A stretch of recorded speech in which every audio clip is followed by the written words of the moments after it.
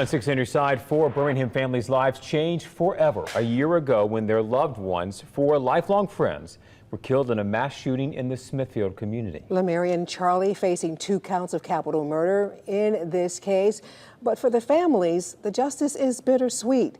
Your reporter Bria Chapman joining us in studio now on your side, talking to the mother and aunt of these victims. Yes, that is right. So first cousins Kevin McGee, Terrell Edwards, along with their friends Towton Tate and Cortez Ray, they were all hanging out on what was a beautiful Friday afternoon at a neighborhood car wash when their lives were sadly taken from them because of gun violence. Now, McGee's mom says although a year has passed, for her it still feels like the very first day that she lost her oldest child. Don't know what tear I could cry to bring my child back. If I had it, I would do it. That was the first time we interviewed Mary Holmes, just days after she lost her oldest child, 38-year-old Kevin McGee. Now, a year later, she tells me that pain still lingers. My God, this has been the worst and longest year of my life. It has left me empty. Holmes remembers that day vividly. Her and Kevin actually spent the entire day on the phone. When he arrived at the car wash, he was just there 5 minutes. 5 minutes. When he got to the car wash, he said, "Mom, I'm here now. I'm finna eat my food, and I'll call you when I finish." I get a call from my youngest son. He said, "Mom, I heard Kevin and Terrell he couldn't even get shot out because I hung that phone up and I was on my way." But once she got there, Kevin was already taken to the hospital. The police was like, "Don't let her through, she's distraught, don't let her through."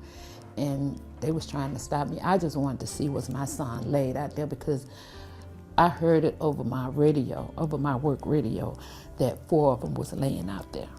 And she knew he didn't make it.